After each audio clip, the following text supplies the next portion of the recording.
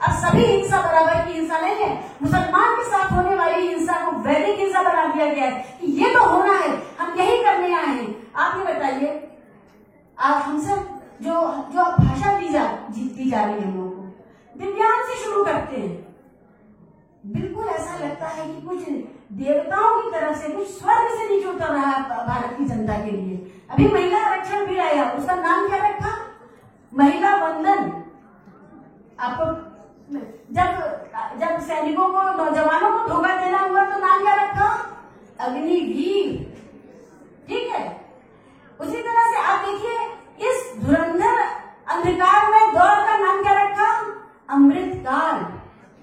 हमारे राजा जब बोलते हैं ना टीवी पर, मैं कभी उन्हें सुनती हूँ तो पीछे से अपने आप मंदिर के घंटे बजते हैं। ऐसे होता है। ऐसी भाषा में आपका शोषण हो रहा है, आपसे भाषा का मायने से छीन लिया गया है। वो जो कहते हैं उसका ठीक उल्टा होता है। और ये क्यों हो पा रहा है? ये सिर्फ इसलिए हो पा रहा है कि एक मीडिया है जो इस पर बात नहीं करती है कि आपके साथ क्या हो रहा है। मोदी जी को अब इस देश में भाजपा की भी जरूरत नहीं है, भाजपा कार्यकर्ता की भी जरूरत नहीं है। अकेले मीडिया काफी है उनकी जय जयकारा करवाते रहने के लिए। और हमारे देश के नौजवानों को इतना लो एम्बिशन दे दिया गया है कि 5 किलो अनाज लो, उबालो, उसको पी लो, हमारी रैली के लिए हाजिर रहो, हमारी गुंडागर्दी जहां हम चाहें करवाएं उसके लिए हाजिर रहो। तुम्हारे अपने सपने नहीं होने चाहिए। वो साफ कहते हैं कि हमें और कुछ नहीं चाहिए। 1000 लीटर का पेट्रोल, 500 का सिलेंडर, कोई बात नहीं, लेकिन हमें देश में मोदी जी चाहिए। मोदी जी उनको क्यों चाहिए? उनका अपना सपना कहाँ चला गया? इस देश के नौजवानों को अब कुछ नहीं बनना है, अपने माता पिता के लिए, अपनी जीवन साथी, अपनी प्रेमिका, अपनी पत्नी के लिए कुछ नहीं करना है। अब सिर्फ उनको अपने राजा को मेंटेन करना है कि उसके यश में, उसकी शान शौकत में, उसके वैभव में कमी ना हो जाए। ये कहाँ से आई? ये मीडिया ने दिया है हमारे नौजवानों को, हमारी महिलाओं को। अब उनके लिए अच्छी गृहिणी, अच्छी बहू बनने के कॉलेज खुलने लगे। 70 साल के संविधान में हमें जो कुछ भी दिया था, जो कुछ भी देश दुनिया में प्रगति हुई थी, हम आज वहां पहुंच गए। अगर आपको मिसाल दूं, एक पुरुष धावक जो रेस लगाता है 100 मीटर की, और एक स्त्री जो लगाती है, सदियों से जिसको दौड़ने नहीं दिया गया था उसने सारी दूरी खत्म करके कुछ सेकंड्स का फासला बचा है। महिला और पुरुष में इसरो से लेकर के, हवाई जहाज से लेकर के, कहाँ नहीं, और श्रमिक तो हम हमेशा से थे, कहाँ नहीं थी, कहाँ नहीं हमारी महिला। तो वो जो 70 सालों में मिला है वो वापस कैसे लिया जाए?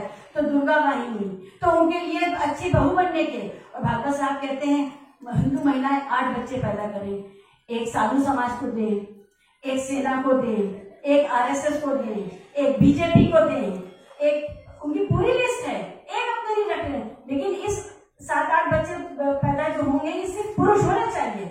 महिलाएं अगर पैदा हो गई, बेटियां पैदा हो गई, उनका क्या करना उनको नहीं पता। और उसके अलावा उन्होंने क्या किया? जितनी हाशियाग्रस्त समाज की महिलाएं हैं, जो लव जिहाद के कानून आए, उसमें उन्होंने ये तय किया कि अगर कोई वाल्मीकि समुदाय की महिला है, बहन है, तो वो कहीं गलती से किसी तरह से मिसेस खान न बन जाए। इसके लिए उन्होंने तय किया कि ऐसा कानून लाना है कि आप जहां हैं वहीं बनी रहिए, औकात नहीं बदल सकते आप अपनी। तो ये सारी चीजें जो चल रही हैं, इस पर हम लोगों को सोचना चाहिए। और सबसे ज्यादा जरूरी सवाल ये है कि जो हमारे सामने ये आरएसएस द्वारा संचालित राष्ट्र राज्य है, जो हिंदू कॉर्पोरेट राष्ट्र राज्य है, इसके फासिज्म पर सवाल करने के लिए हमें आरएसएस से ये सवाल करना चाहिए। ठीक है, मुसलमानों को मार दो, ठीक है, बाकी अक़लियतों को मार दो, लेकिन हिंदू राष्ट्र राज्य, उसका आपका आदर्श क्या है? वो कैसा होगा?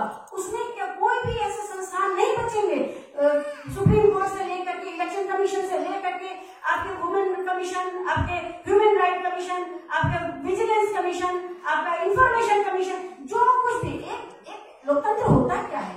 अगर लोकतंत्र में चेक्स एंड बैलेंसेस नहीं है, अगर लोकतंत्र में अकाउंटेबिलिटी के इंस्टीट्यूशंस नहीं है, तो वो लोकतंत्र कैसे चलेगा? तो उस लोकतंत्र को चलाए रखने के लिए जो इंस्टीट्यूशंस थे, उन सबको आपने गला घोट के अपने 4-5 गुंडे इंस्टीट्यूशंस बनाए, या जो पहले से थे उन्हीं को आपने अपने अनुसार ढाला, अपने लोग बिठाए, उनको किसी तरह से आप सेवानिवृत्त भी नहीं होने दे रहे, रिटायरमेंट खत्म होता है, आप अध्यादेश लाते हैं, आप क्या क्या करके बनाए रखते हैं अपने गुर्गों को। और ईडी और सीबीआई और इन्हीं सबसे आपको चलाना। तो ये जो सवाल है आरएसएस से करना चाहिए कि आपकी 100 साल की मेहनत थी, 100 साल की मेहनत में आपको मिल गया इतना सहानुभूति, इतना प्रचंड बहुमत, आप जो चाहे करें। मोदी जी चाहते इतना अच्छा बहुमत मिला था कि वो देश के लिए इतना अच्छा काम करते, आम जनता के लिए इतना अच्छा काम करते कि उन्हें किसी पूंजीपति से अपने चुनाव को प्रायोजित कराने की जरूरत नहीं पड़ती। जनता ही उनको चुनती, जनता कहती हमें ऐसा राजा मिला है, हमने उसको टेस्ट कर लिया। अब जब हमने उसको टेस्ट कर लिया है तो हम इसको जाने नहीं देंगे। जनता के वोट से भी तो आप सारी उम्र बने रह सकते थे।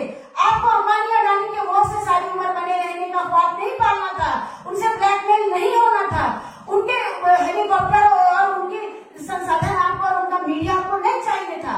आप चाह लेते, आप राजा बने रहिए, आप अपने 50 साल तक बने रहिए, आप जनता के राजा बन जाएंगे ना।